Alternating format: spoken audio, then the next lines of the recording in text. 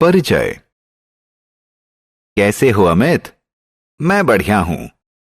तुम चिंता में दिख रहे हो, क्या बात है? कल मेरी बहन ने मुझसे एक सवाल पूछा और मैं उसका जवाब नहीं दे सका। क्या सवाल है? क्या मैं इसे हल करने में तुम्हारी मदद कर सकता हूं? उसने पूछा कि ऐसा क्या है जो हमें फल भी देता है और लकड़ी भी, जो धरती पर पैदा हो सकता है और पानी में भी, जो घर में पाया जाता है और जंगल में भी। यह तो बहुत आसान है प्यारे। उन्हें वनस्पति या पेड़ पौधे कहते हैं। आओ सीखें। विभिन्न प्रकार की वनस्पतियों का वर्णन करना। किसी वनस्पति के मुख्य भाग का वर्णन करना। वनस्पतियों के मुख्य लाभ बताना। वनस्पति जीवन। नमस्कार दोस्तों, मैं पंकज हूं। क्या आप जानते हैं कि वनस्पति हमारे मित्र भी होते हैं, क्योंकि वो हमें भोजन और जीवन यापन के लिए जरूरी दूसरी कई सामग्री देते हैं। इसके अलावा वो हमें छाया भी देते हैं। वो भी हमारी तरह सजीव होते हैं। उन्हें अपने जीवित रहने और बढ़ने के लिए आहार और जल की जरूरत होती है। उनमें भी हमारी तरह विकसित और लंबे होने की योग्यता होती है। वनस्पतियों के प्रकार। बच्चों, हम अपने आसपास विभिन्न प्रकार के पेड़ पौधों को देखते हैं। हम देखते हैं कि कुछ पौधे लंबे होते हैं तो कुछ छोटे। जो पौधे बहुत लंबे और मजबूत होते हैं उन्हें पेड़ कहते हैं, जैसे आम, नारियल, नीम इत्यादि पेड़ हैं। जो पौधे पेड़ों से छोटे होते हैं उन्हें झाड़ियां कहते हैं, जैसे गुलाब या सूरजमुखी के पौधे। इनके अलावा कुछ वनस्पतियां बहुत छोटी होती हैं। इन्हें शाक कहते हैं। बैंगन और पालक शाक के उदाहरण हैं। बेल और लताएं। दोस्तों, यह जानकर आपको आश्चर्य होगा कि कुछ वनस्पतियां सीधी खड़ी नहीं हो सकती और उन्हें खड़े होने के लिए सहारे की जरूरत होती है। ऐसी वनस्पतियों को बेल और लताएं कहते हैं। बेल किसी सहारे के साथ बढ़ती है, जैसे कि मनी प्लांट। लताएं जमीन पर फैलकर बढ़ती हैं, जैसे कि कद्दू और तरबूज।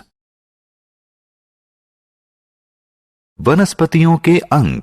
दोस्तों, आइए पौधों के विभिन्न अंगों की चर्चा करें। किसी पौधे के मुख्य अंग जड़, तना, पत्ते, फूल और फल होते हैं। आइए एक एक कर इन सभी के बारे में और जानें। जड़ पौधे का सबसे निचला अंग होता है। ये मिट्टी में विकसित होती है और पौधे को जल और खनिज प्राप्त करने में सहायता करती है।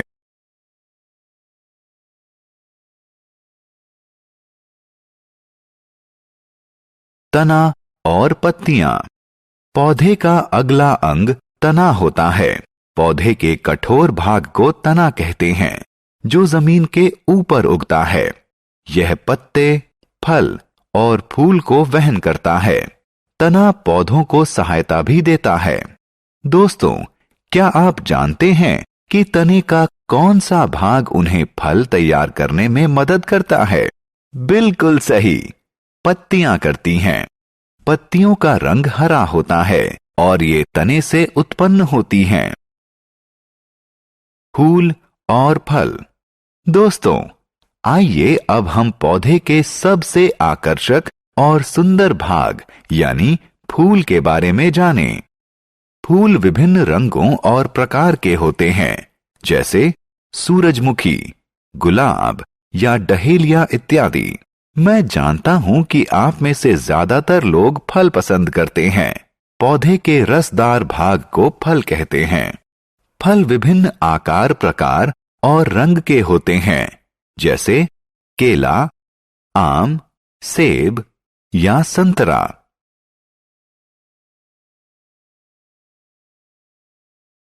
बीज। जब हम सेब काटते हैं तो उसके अंदर क्या देखते हैं? हाँ, बिल्कुल सही, हम छोटे भूरे बीज देखते हैं। दूसरे फलों के अंदर भी बीज होते हैं, जैसे पपीता और आम। क्या आप जानते हैं कि नए पौधे का जन्म बीज से होता है?